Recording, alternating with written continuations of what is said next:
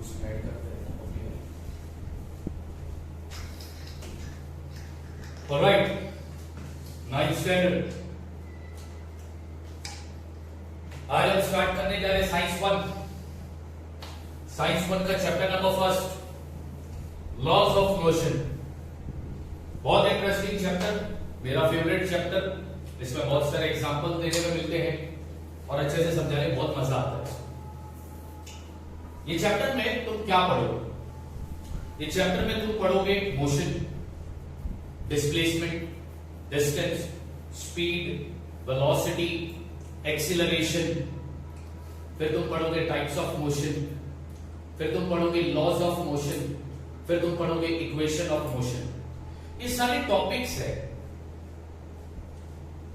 इस चैप्टर में जो तुम पढ़ने वाले हो। एक दिन में तो ये पूरा चैप्टर कराना मुश्किल है। 3 या 4 लेक्चर जाएंगे जिसमें मैं चैप्टर पूरा कंप्लीट समझा सकूं। तो चलो आज स्टार्ट करते हैं। चैप्टर का नाम है लॉज ऑफ मोशन। अब लॉ ऑफ मोशन पर तो हम सबसे लास्ट में आने वाले हैं। सबसे पहले हम समझेंगे मोशन क्या होता है और मोशन से रिलेटेड टर्म जो है वो समझेंगे। अजान होगी, अजान के बाद में समझा मोशन की। तो मोशन क्या होता है? मोशन, अगर मैं तुमको सिंपल भाषा में पूछूं मोशन, तो तुम मेरे को बोलोगे सर मोशन का जो मतलब होता है वो होता है मूवमेंट।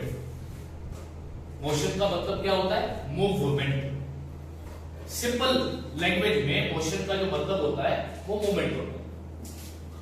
लेकिन साइंस में, फिजिक्स में, सिंपल लैंग्वेज में मोशन का मतलब मैंने क्या बताया? मूवमेंट।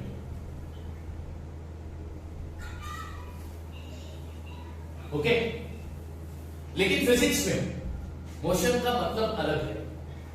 फिजिक्स ने मोशन को क्या डिफाइन किया? फिजिक्स में मोशन को डिफाइन किया गया है, motion is the change in position of an object with respect to its surrounding in a given interval of time. ये डेफिनेशन है मोशन का जो तुम्हें बाय हार्ट करना है, याद करना। What is motion?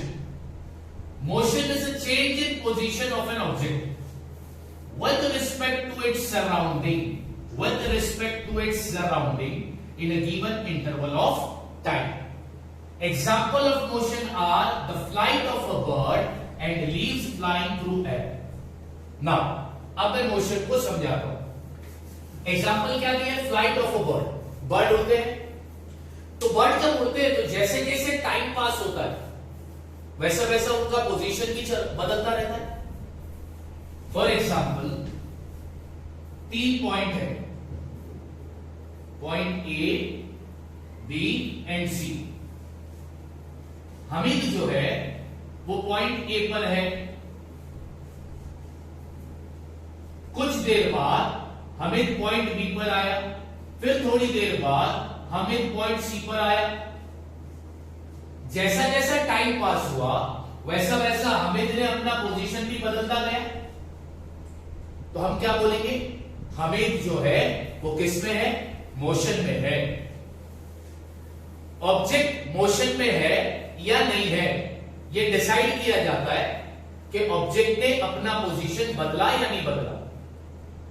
ऑब्जेक्ट ने अगर अपना, जैसे जैसे टाइम पास हुआ, अगर ऑब्जेक्ट ने अपना पोजीशन बदल रहा है तो हम बोलते हैं ऑब्जेक्ट मोशन में है। जैसे जैसे टाइम पास हो रहा हो और वैसे वैसे ऑब्जेक्ट अपना पोजीशन भी बदल रहा है, ऑब्जेक्ट अपना पोजीशन भी बदल रहा है, तो हम क्या बोलेंगे? ऑब्जेक्ट किस में है? मोशन में है। अब यहां पर ऑब्जेक्ट कुछ भी हो सकता है। बर्ड हो सकते हैं, लीव्स हो सकते हैं, ह्यूमन बीइंग हो सकता है, एनिमल हो सकता है, कुछ भी हो सकता है ऑब्जेक्ट। अगर टाइम के पास होते होते, टाइम के साथ साथ ऑब्जेक्ट ने अपना पोजीशन भी बदला तो ऑब्जेक्ट किस में होगा? मोशन में होगा। ये इस डेफिनेशन का मतलब है। क्वेश्चन आया व्हाट इज अ मोशन, तो तुम्हें ये डिफाइन लिखना है और लास्ट में एग्जांपल लिखना है। The flight of a bird, bird उड़ते हैं तो जैसे जैसे टाइम पास होता है उनका सराउंडिंग भी चेंज होता है और उनका पोजीशन भी चेंज हो रहा है। तो हम क्या बोलेंगे? बर्ड किस में है? मोशन में है। अब यहां पर ऑब्जेक्ट क्या था? बर्ड का। लीव्स फ्लाइंग थ्रू एयर, हवा की वजह से पत्ते उड़ते हैं।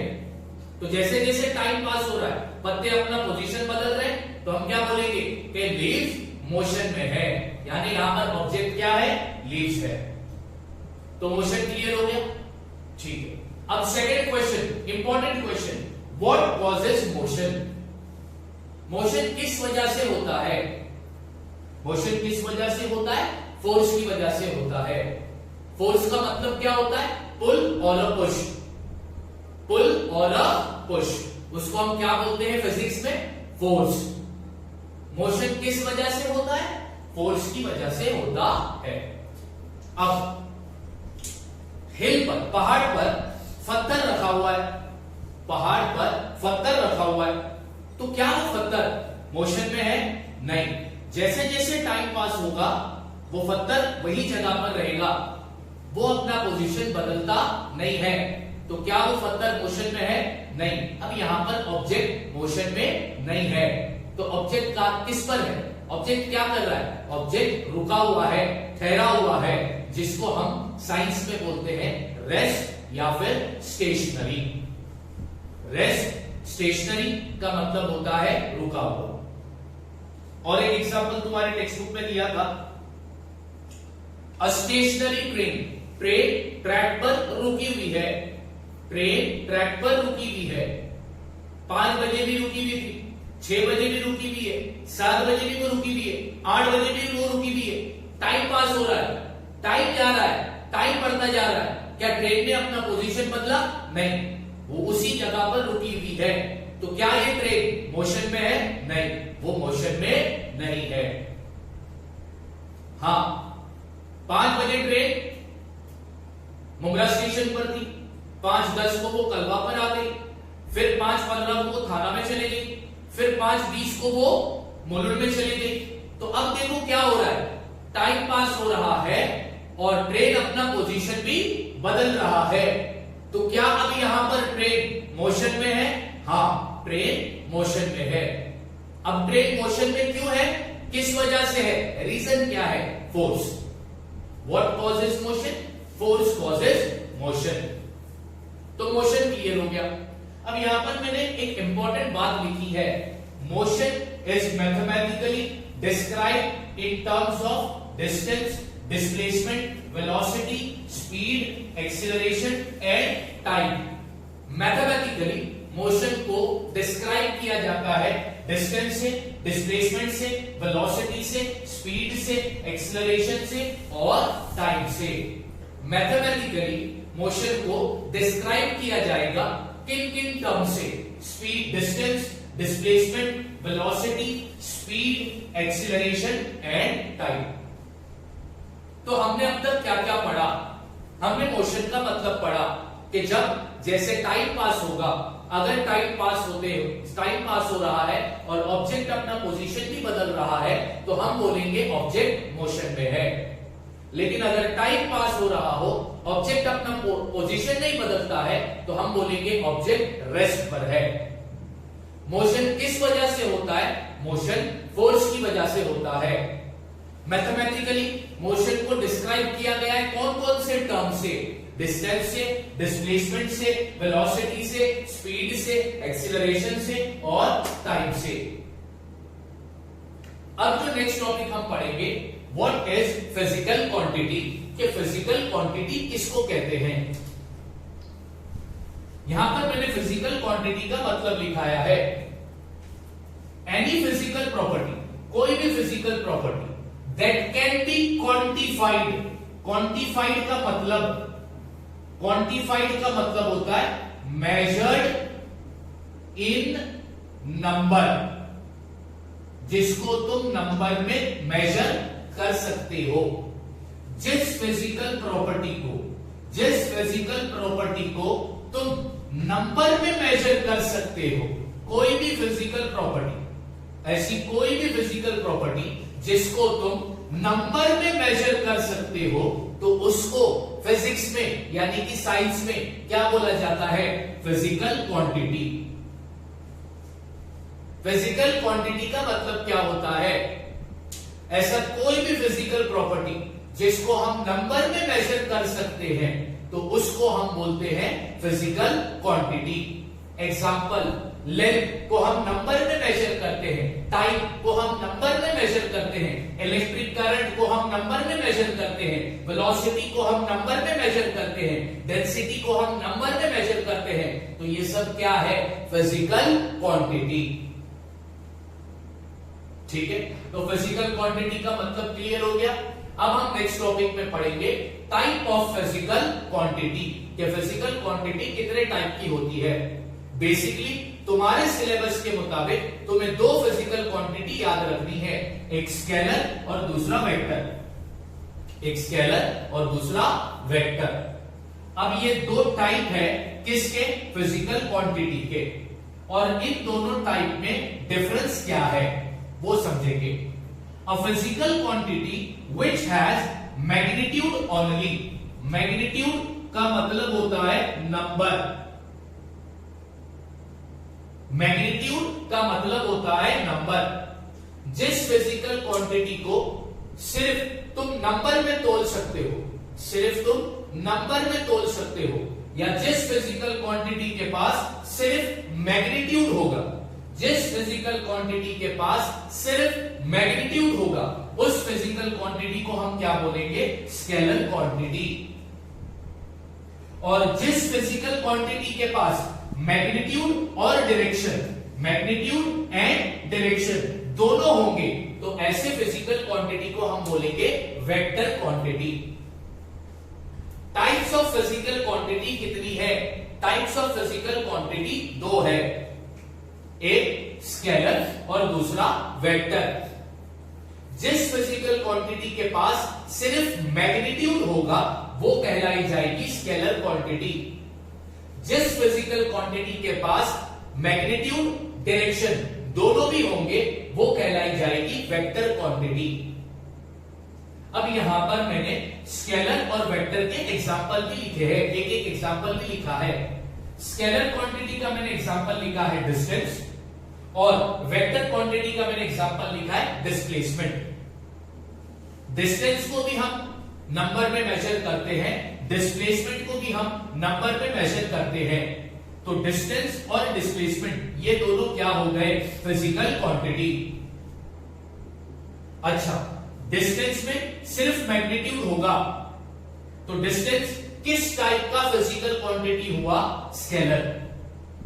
डिस्प्लेसमेंट में मैग्नीट्यूड भी होगा, डायरेक्शन भी होगा, तो डिस्प्लेसमेंट किस टाइप का फिजिकल क्वांटिटी हुआ? वेक्टर।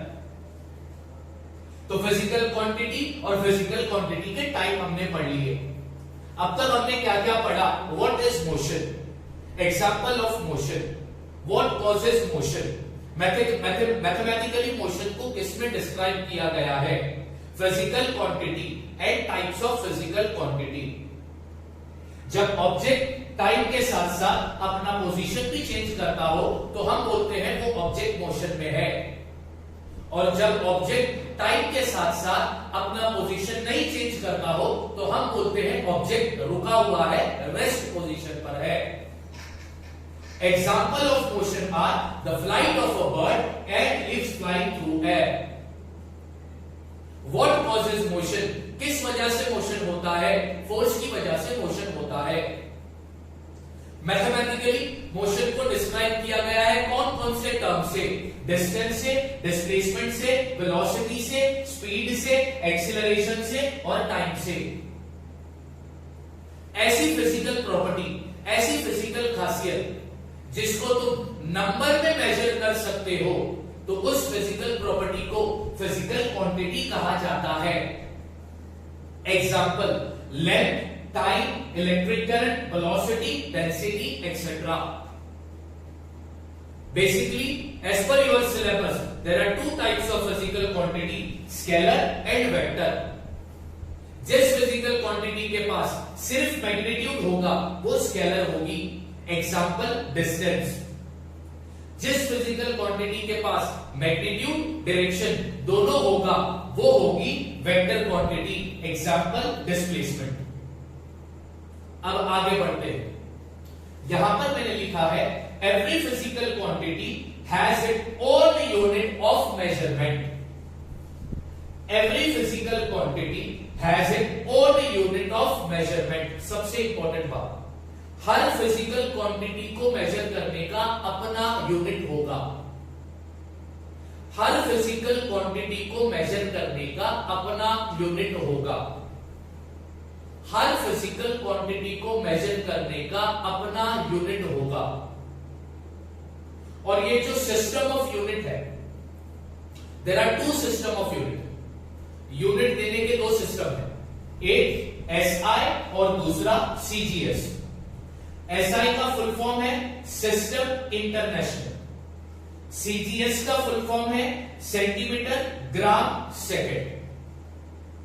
सिस्टम ऑफ यूनिट कितने हैं? दो, SI CGS. System of unit कितने हैं? दो, SI CGS. System of unit कितने हैं? दो, एसआई और सीजीएस. एसआई का फुल फॉर्म है सिस्टम इंटरनेशनल. सीजीएस का फुल फॉर्म है सेंटीमीटर ग्राम सेकेंड. और हर फिजिकल क्वांटिटी को मेजर करने का अपना अलग यूनिट होता है. हमने पढ़ लिया मोशन, हमने पढ़ लिया एग्जांपल ऑफ मोशन, हमने पढ़ लिया कॉजेज ऑफ मोशन, हमने पढ़ा व्हाट इज फिजिकल क्वांटिटी, हमने पढ़ा टाइप्स ऑफ फिजिकल क्वांटिटी, हमने पढ़ा सिस्टम ऑफ यूनिट. अब हम पढ़ने जाएंगे डिस्टेंस. क्या पढ़ने जाएंगे? डिस्टेंस. कि डिस्टेंस क्या होता है. अब डिस्टेंस को समझाने के लिए मैं यहां पर एक डायग्राम बनाता हूं और उसके बाद फिर मैं तुमको डिस्टेंस समझाऊंगा.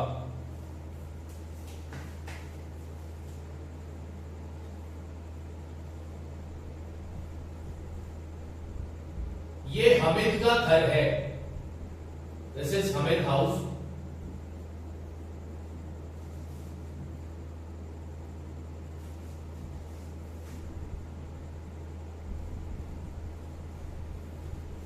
And over here there is a school.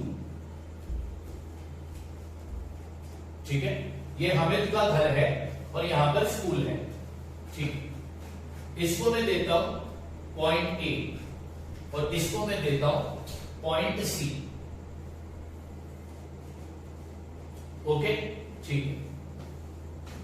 यहां पर लिखता हूं मैं हामिद एंड जोसेफ. इस घर में हामिद और जोसेफ रहते हैं. अब हामिद और जोसेफ को कहां पर जाना है? स्कूल में जाना है. हामिद और जोसेफ को कहां पर जाना है? स्कूल में जाना है. तो ये हामिद और जोसेफ का इनिशियल पोजीशन कहलाया जाएगा और ये हामिद और जोसेफ का फाइनल पोजीशन कहलाया जाएगा.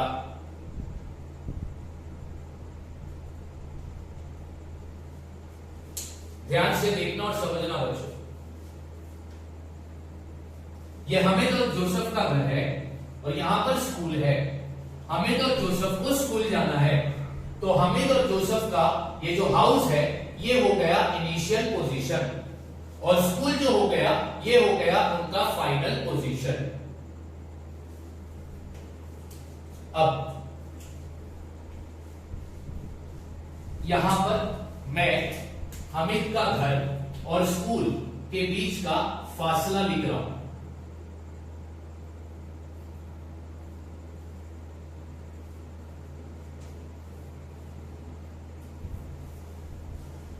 हामिद जोसेफ का घर और स्कूल के बीच का डिस्टेंस जो है, सॉरी डिस्टेंस नहीं, वर्ड डिस्टेंस का इस्तेमाल नहीं करता हूं क्योंकि मैं बाद में लेके आऊंगा वर्ड डिस्टेंस को.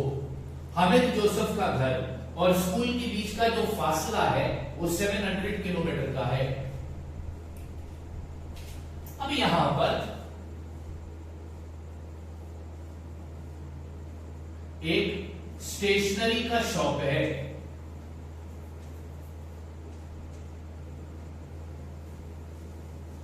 ये है पॉइंट बी. इसको लेता हूं मैं पॉइंट बी. अब ध्यान देना बच्चों, हामिद जोसेफ का घर और स्टेशनरी का शॉप इसके बीच का जो फासला है वो 300 किलोमीटर का है। स्टेशनरी और school,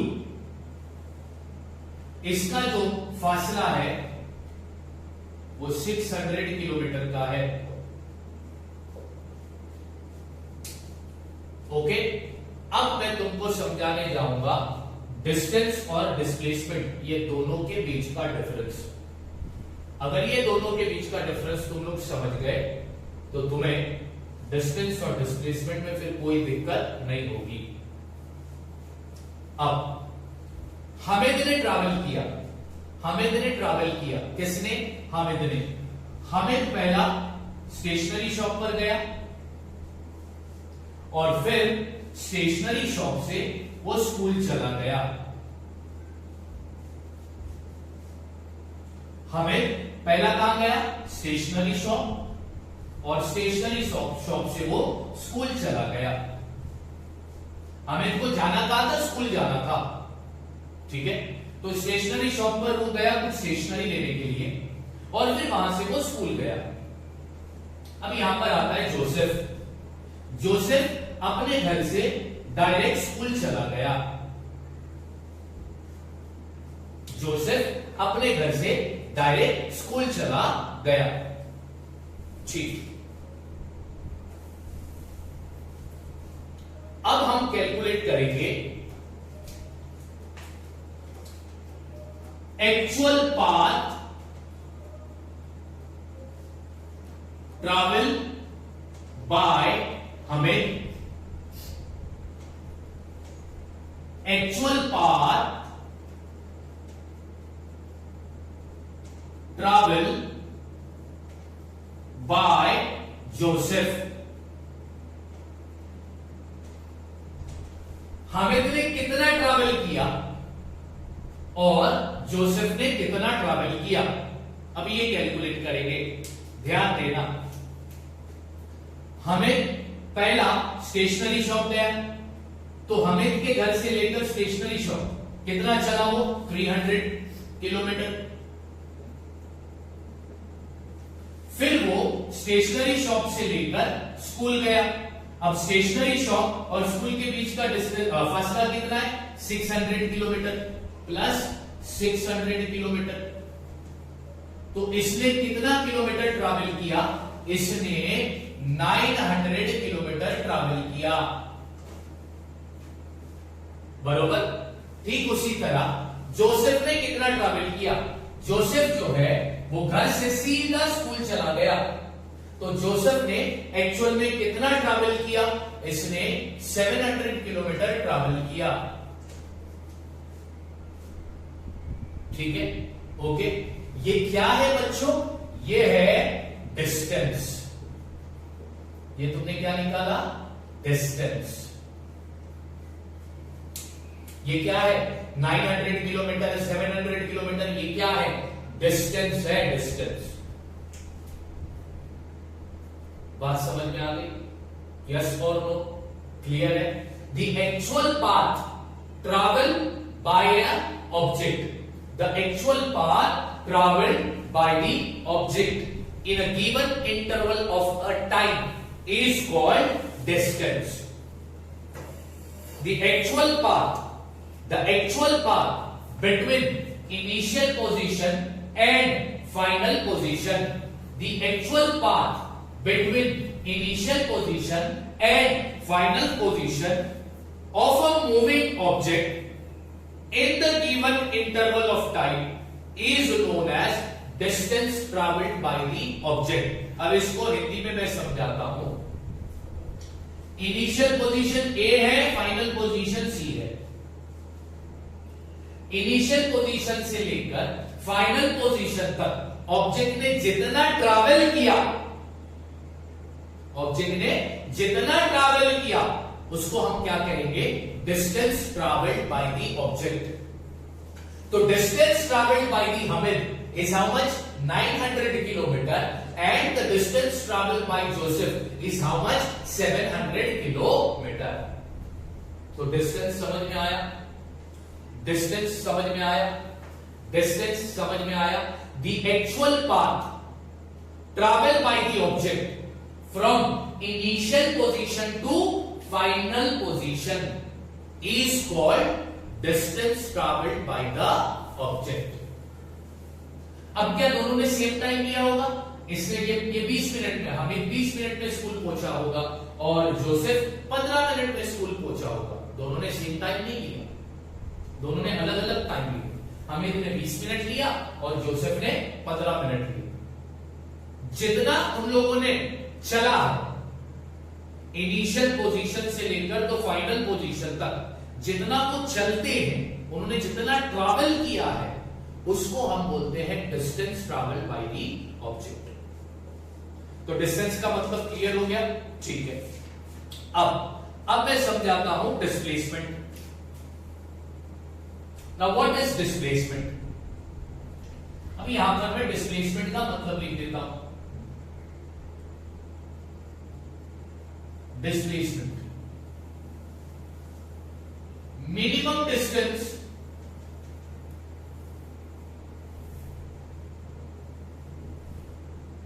between initial position and final position.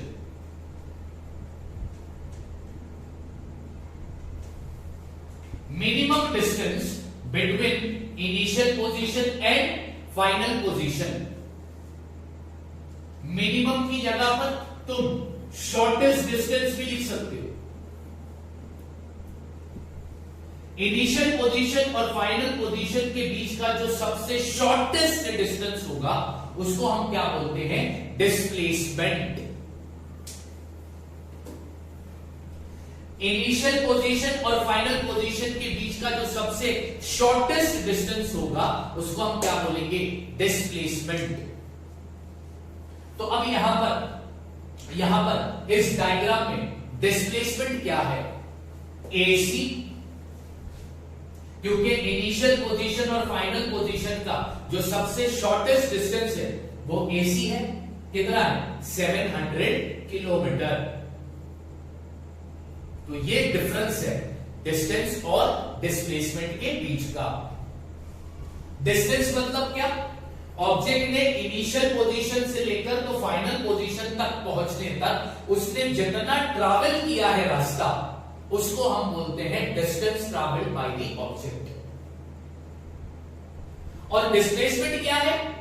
Initial और फाइनल पोजीशन के बीच का शॉर्टेस्ट डिस्टेंस जो है वो है डिस्प्लेसमेंट। ठीक है। अब हमिद के लिए ध्यान से सुनना बच्चों, में क्या बताने जा रहा हूं। अब हमिद के लिए डिस्टेंस क्या है? हमिद के लिए डिस्टेंस है 900 किलोमीटर। और हमिद के लिए अगर डिस्प्लेसमेंट तुमसे मैं पूछूं तो हमिद के लिए डिस्प्लेसमेंट क्या है? 700 किलोमीटर। जोसेफ के लिए डिस्टेंस क्या है? 700 किलोमीटर। और जोसेफ के लिए डिस्प्लेसमेंट भी क्या है? 700 किलोमीटर। तो कभी कभार डिस्टेंस और डिस्प्लेसमेंट सेम होंगे, जरूरी नहीं कि वो हमेशा सेम होंगे। इसलिए दो एग्जांपल दिया है। हमिद के लिए डिस्टेंस अलग है, डिस्टेंस का नंबर अलग है और डिस्प्लेसमेंट का नंबर अलग है। और जोसेफ के लिए डिस्टेंस और डिस्प्लेसमेंट दोनों का नंबर सेम है। हमिद के लिए डिस्टेंस और डिस्प्लेसमेंट का मैग्नीट्यूड अलग है। जोसेफ के लिए डिस्टेंस और डिस्प्लेसमेंट का मैग्नीट्यूड सेम है। समझ में आया? डिस्टेंस और डिस्प्लेसमेंट का मतलब समझ में आ गया? क्लियर है? तो अपन ने क्या पढ़ा? अपन ने मोशन पढ़ा। मोशन के बाद अपन ने क्या पढ़ा? Cause of motion. फिर हमने पढ़ा फिजिकल क्वांटिटी। फिर हमने क्या पढ़ा? Types of physical quantity. उसके बाद हम लोगों ने यूनिट के बारे में पढ़ा। उसके बाद हमने दो क्वांटिटी पढ़ी। आज दो फिजिकल क्वांटिटी मैंने तुमको पढ़ाया। एक पढ़ाया डिस्टेंस और दूसरा पढ़ाया डिस्प्लेसमेंट। तो डिस्टेंस अब ये दोनों में से स्केलर कौन सा है और वेक्टर कौन सा है, ये डिसाइड करेंगे। ठीक है। तो यहां पर एग्जांपल में मैंने लिखा है कि डिस्टेंस जो है वो स्केलर क्वांटिटी है। क्यों? क्योंकि डिस्टेंस के पास सिर्फ मैग्नीट्यूड होगा। अब अगर तुमको मैंने हमीद का डिस्टेंस पूछा तो तुम क्या बोलोगे? तुम बोलोगे 900 किलोमीटर। 900 किलोमीटर। तुमने सिर्फ नंबर बताया, सिर्फ क्या बताया? नंबर। तो जिस क्वांटिटी के पास सिर्फ नंबर होता है वो क्या होगा? Scalar quantity. इसलिए डिस्टेंस कौन सा क्वांटिटी हो गया? Scalar quantity. अब डिस्प्लेसमेंट। डिस्प्लेसमेंट का मतलब क्या है? Shortest distance between initial and final position. तो डिस्प्लेसमेंट के पास नंबर भी आ रहा है और डायरेक्शन भी आ रहा है। शॉर्टेस्ट, वर्ड शॉर्टेस्ट, ये इंडिकेट कर रहा है डायरेक्शन। ये क्या इंडिकेट कर रहा है? डायरेक्शन।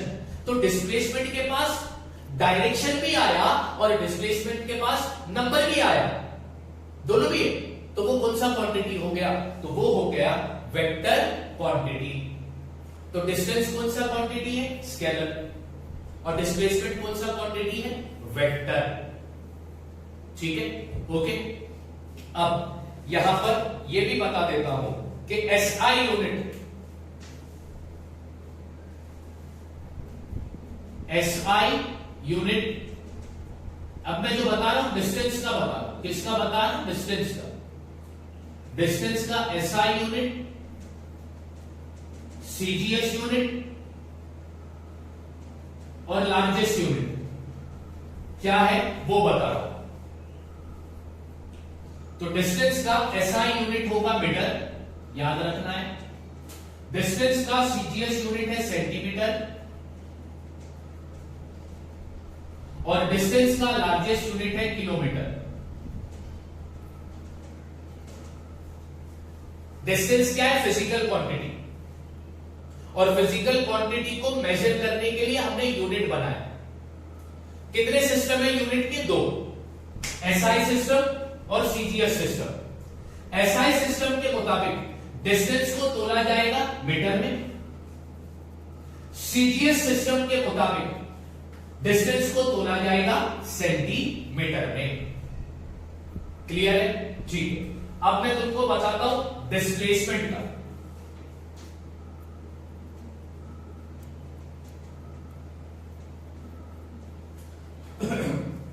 डिस्प्लेसमेंट का एसआई यूनिट है मीटर और डिस्प्लेसमेंट का सीजीएस यूनिट है सेंटीमीटर। ये भी याद रखना। यानी सीजीएस सिस्टम के मुताबिक डिस्प्लेसमेंट को तोला जाएगा सेंटीमीटर में, एसआई सिस्टम के मुताबिक डिस्प्लेसमेंट को तोला जाएगा मीटर में। तो दोनों चीजें बता दी मैंने, दोनों चीजें बता दी मैंने। ठीक है, हमने डिस्टेंस पढ़ा, हमने डिस्प्लेसमेंट पढ़ा। आज हमने कितनी फिजिकल क्वांटिटी पढ़ी? आज हमने दो फिजिकल क्वांटिटी पढ़ी। एक पढ़ा डिस्टेंस और दूसरा पढ़ा डिस्प्लेसमेंट। ठीक है, ओके। अब एक इंपॉर्टेंट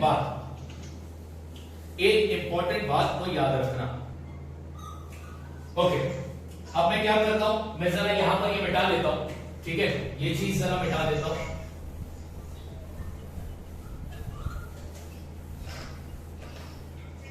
अब यहां पर मैं एक स्टेटमेंट लिख रहा हूं।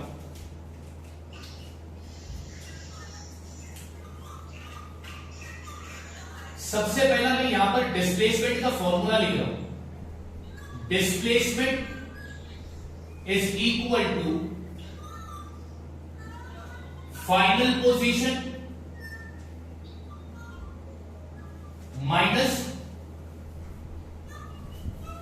Initial position.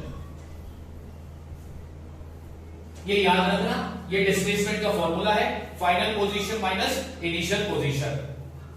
ओके, अब यहां पर एक इंपॉर्टेंट बात मैं लिखने जा रहा हूं, फिर वो स्टेटमेंट में तुमको समझाऊंगा। Displacement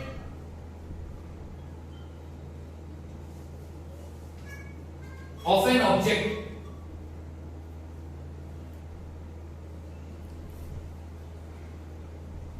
may be zero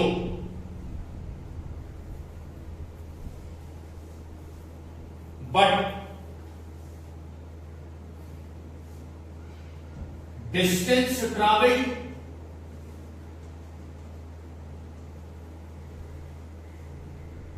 the object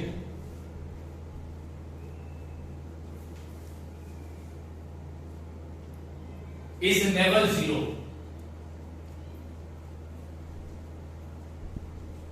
ये बात बहुत इंपॉर्टेंट है समझने वाली। क्या बोलता है? डिस्प्लेसमेंट में भी जीरो, डिस्प्लेसमेंट कभी कभार जीरो भी होगा, लेकिन distance travelled by the object कभी भी जीरो नहीं होगा। इसको मैं बेस्ट एग्जांपल देकर समझाता हूं। पॉइंट ए, पॉइंट बी, ठीक है। अब ध्यान देना बच्चों, में समझाने जा रहा हूं ये स्टेटमेंट। ए से लेके बी का जो फासला है वो 30 किलोमीटर का है, और बी से लेकर ए का भी फासला कितना है? 30 किलोमीटर का है। यानी ए से बी कितना है? 30 किलोमीटर। बी से ए भी कितना है? 30 किलोमीटर। अभी यहां पर कार है, ठीक है। कार ने क्या किया? कार पहला ए से बी पर गई और उसके बाद बी से ए पर आ गई। कार पहला कौन से पॉइंट्स पे थी? पॉइंट ए पर थी। तो कार का इनिशियल पोजीशन क्या है? Point A. तो यहां पे लिखता हूं इनिशियल पोजीशन ऑफ कार क्या है? Point A. और कार कहां पर आकर रुकी? पॉइंट ए पर आकर रुकी। तो यहां पर final position of car point B, ठीक है। अब तुम्हें दो चीज निकालनी है। तुम्हें क्या निकालना है? तुम्हें निकालना है डिस्टेंस एंड डिस्प्लेसमेंट। यहां पर लिखता हूं calculate distance travel by car and magnitude of displacement. दो चीज तुमको निकालनी है। एक तो पहला क्या निकालोगे कि कार ने कितना डिस्टेंस ट्रैवल किया, और दूसरा उसका डिस्प्लेसमेंट, ठीक है। तो अब यहां पर अपन फाइंड करते हैं। तो यहां पर लिखता हूं मैं सॉल्यूशन। डिस्टेंस, कार ने कितना डिस्टेंस ट्रैवल किया? कार ने कितना डिस्टेंस ट्रैवल किया इनिशियल पोजीशन से तो फाइनल पोजीशन तक पहुंचने तक? तो कार पहला चली ए से बी पर, फिर कार चली बी से ए पर। तो दोनों को प्लस कर दो। तो ए से बी कितना है? 30, और बी से ए कितना है? 30। तो कार ने कितना डिस्टेंस ट्रैवल किया? 60 किलोमीटर। तो distance travel by the car कितना हुआ? 60 किलोमीटर। नाउ अब उसका निकालेंगे डिस्प्लेसमेंट।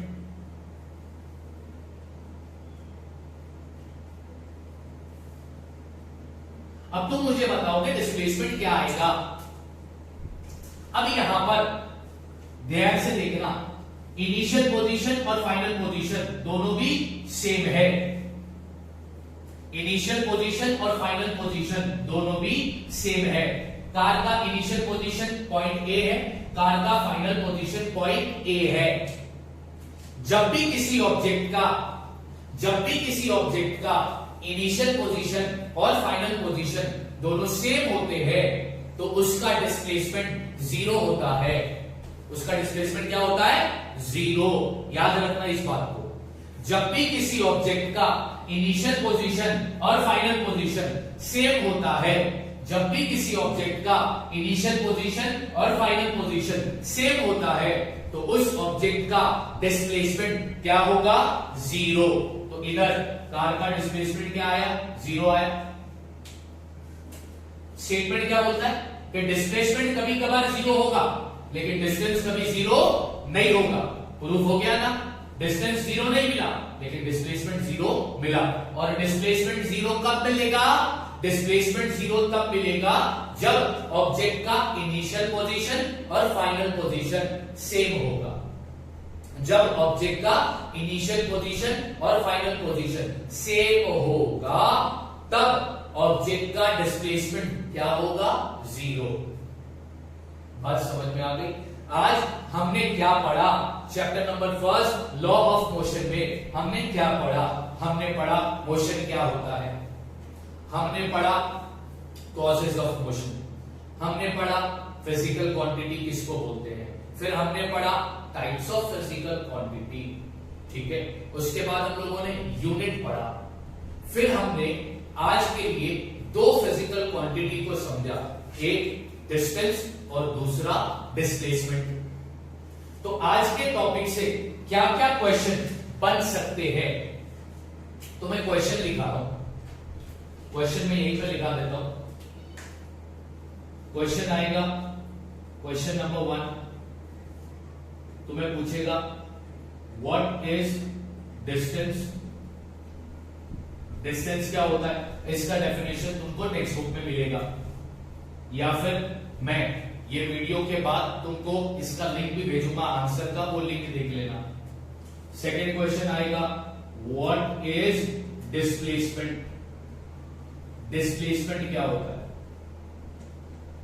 फिर क्वेश्चन नंबर 3 रहेगा distance is a dash quantity.